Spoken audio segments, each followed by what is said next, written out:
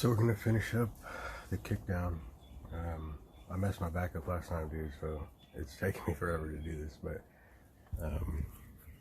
enough crybaby. So when you first put it all up, you're basically mocking everything in place, making sure it all goes where it needs to be before you do anything to this cable or the little inner cable. I didn't really touch on this in the last one, but it's basically just a switch. B&M sells one too, and it's just a switch and like a little bumper, like a full throttle trigger.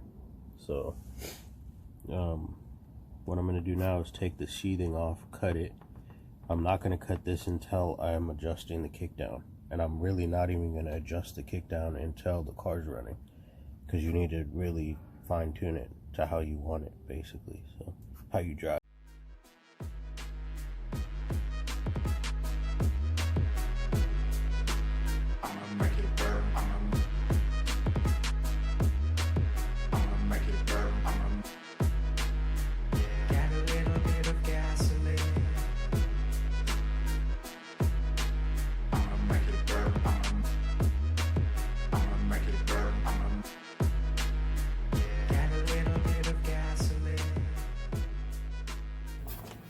Forgot to tell you guys, I had to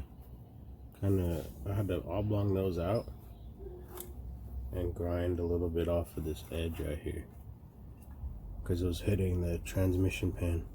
I have an aftermarket transmission pan, so it might not be like that on your stock one, but my stock one was like that too, because my old one has a bend in it right here from this bolt, because I guess it was mushed up and I just forced it in there and it bent it. So just pay attention to that. If it's hard for the bolts to go in, just see if it's hitting and then clearance it out if need be. It's just a bracket anyway, so you can really put this wherever you want. You don't even have to put it down there. So. Alright, so we got the cable cut. You can see it's in there. Goes back. Basically, I just used like cable cutters to snip them off. Now keep in mind, these are like basically brand new. I've only used them maybe like 40 times, so 30-40 times, so they cut through it like butter. I am gonna have to switch. As you see, this lays perfectly straight where it's supposed to go, so I'm gonna have to move that up one spot, and then I can mount the little end piece that goes here. It's basically like this, and it has a little housing that clips onto it, and the cable goes through it. I'll show you. So yeah, I'm gonna move this, which means I have to drill this one out because this is a little too big. So back to it.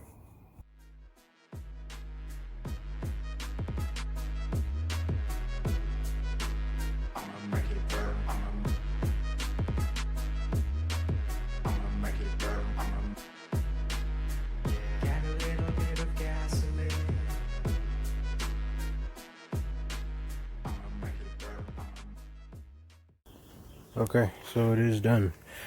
So you can see this is not made for this. It's supposed to be on the carburetor side, so it will always be upside down. I had to move this. So basically I just realigned it. I cut it again. This, I just threaded, drilled and tapped the housing so this little fitting threads in.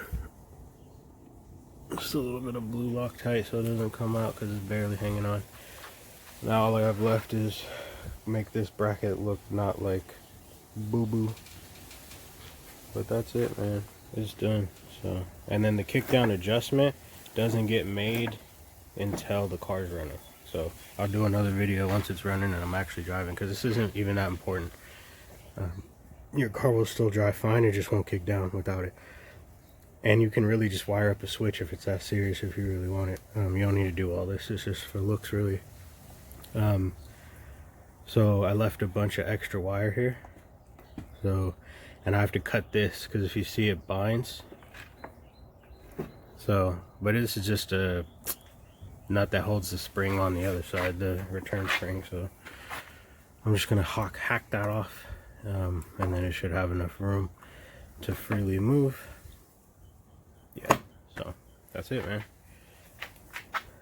I'm gonna take all this off for like the 4th time.